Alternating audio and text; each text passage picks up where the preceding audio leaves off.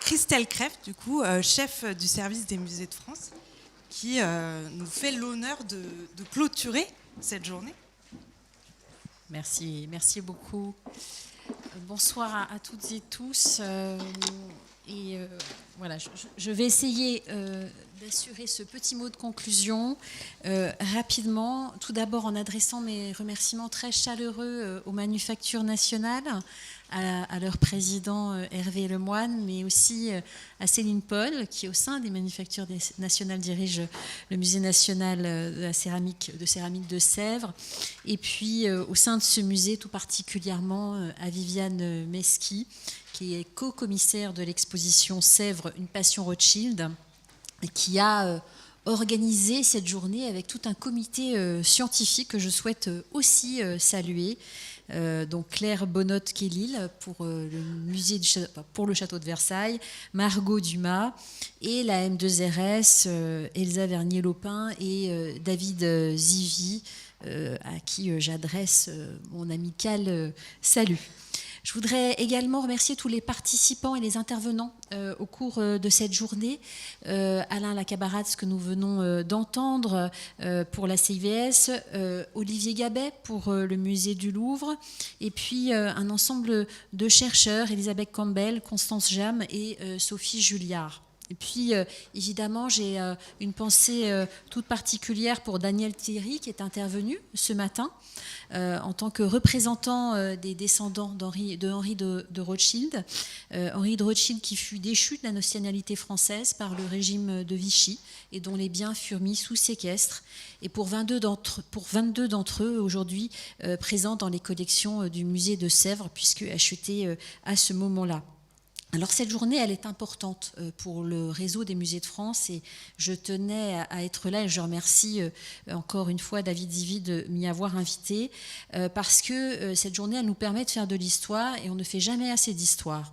L'histoire des collections, l'histoire des musées, l'histoire de nos institutions aussi et de notre administration. Ça permet de nous pencher sur des fonctionnements. C'est jamais inintéressant de revenir sur ce type de période. Et puis aussi l'histoire des spoliations.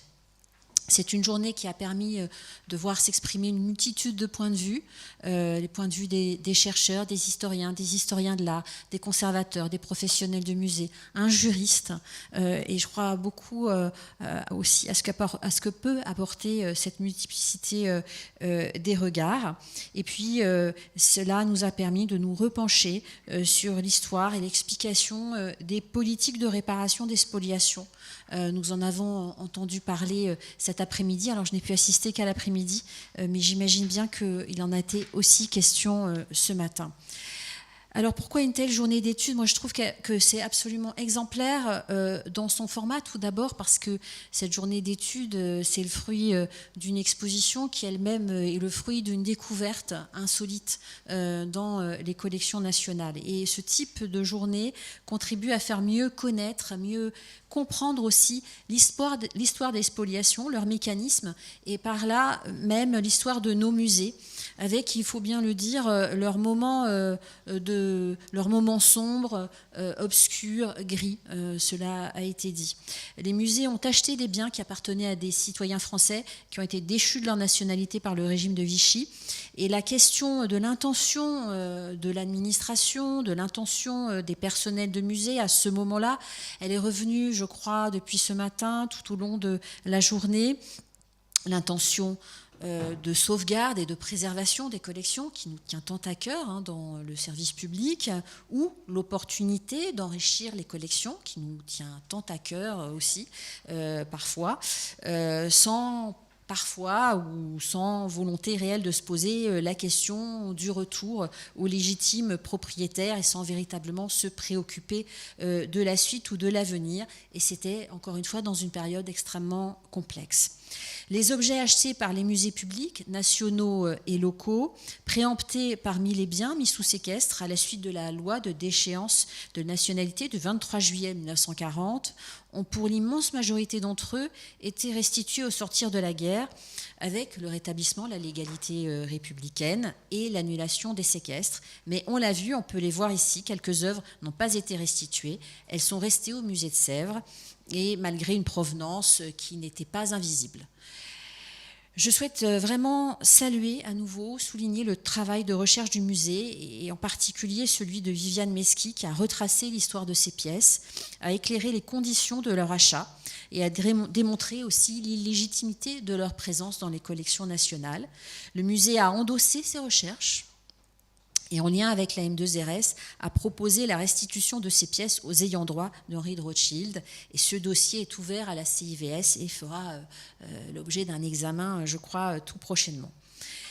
Alors, cette journée, elle marque une évolution majeure et elle est très forte sur un plan symbolique, historique, on l'a dit, mais symbolique aussi, parce que elle émane d'une évolution dans nos musées et dans nos politiques muséales. C'est la volonté affirmée de faire la lumière sur les spoliations, sur tous les acteurs de ces spoliations et sur le rôle qu'a pu jouer l'administration dans ces mécanismes. C'est aujourd'hui le musée qui propose la restitution, tout en contactant et informant les ayants droit, en leur expliquant les faits. On ne cache pas, on dit les choses, on expose les faits, on expose les biens et les archives. Et c'est important de le souligner, on peut dans l'exposition découvrir des archives, des papiers, des notes administratives des musées nationaux.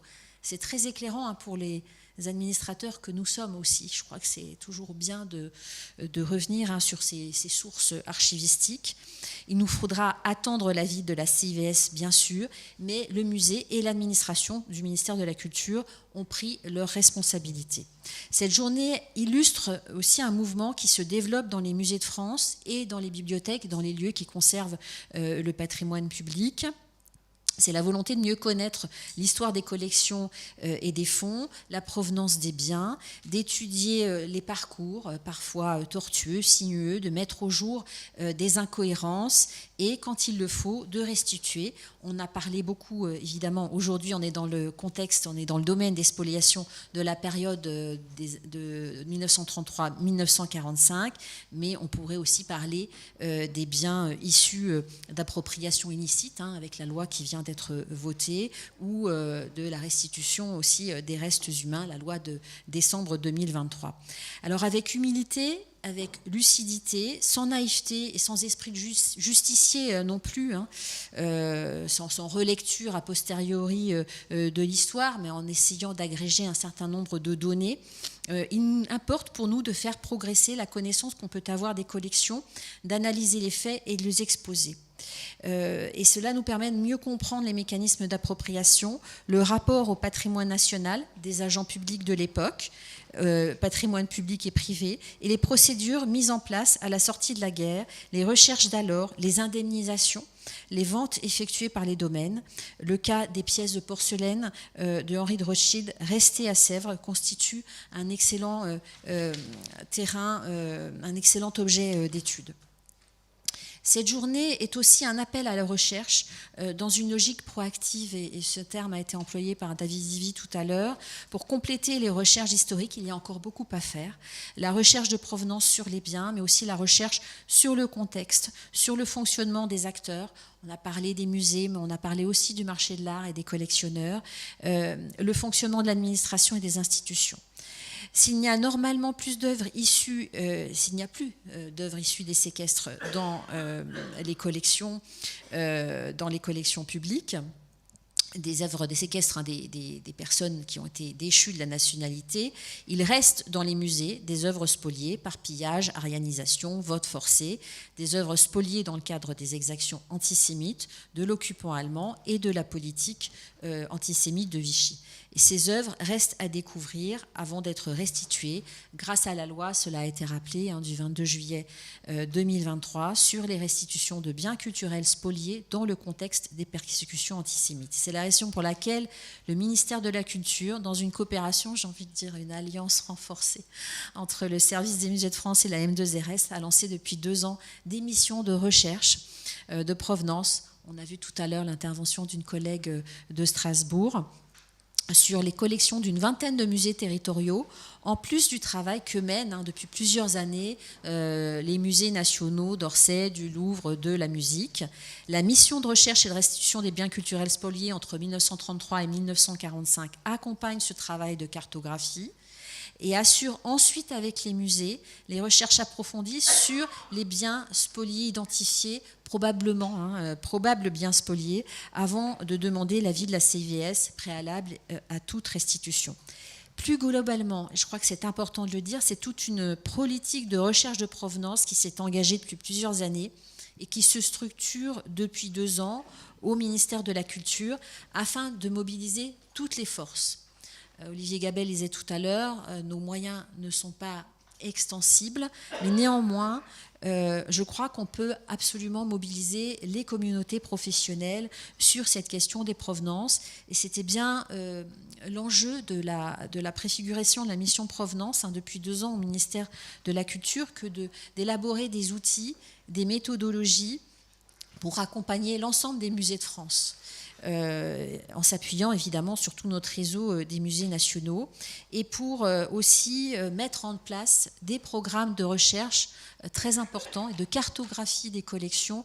Et on va commencer normalement par 1 ou 2 régions expérimentales dès cette année.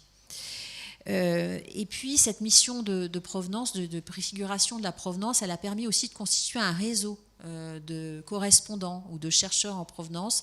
Et on a, je crois, plus de 300 correspondants aujourd'hui dans notre réseau. Donc ça veut dire que c'est un réseau extrêmement actif. Et ça, c'est une très bonne nouvelle. Ça veut dire qu'il y a beaucoup de personnes, beaucoup de professionnels qui veulent travailler sur ces questions.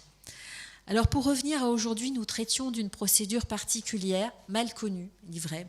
Pour ma part, je la méconnaissais, je veux dire tout à fait, et dont nombre de musées français ont profité sous le régime de Vichy. Une forme de spoliation dirigée contre des opposants politiques et dans le cadre de la famille Rothschild contre des Français juifs. Il nous appartient au ministère de la Culture, avec la M2RS, au sein du SMF que je représente évidemment, mais aussi avec le service du livre et de la lecture et avec la CIVS, de pouvoir mieux examiner le sort précis des biens.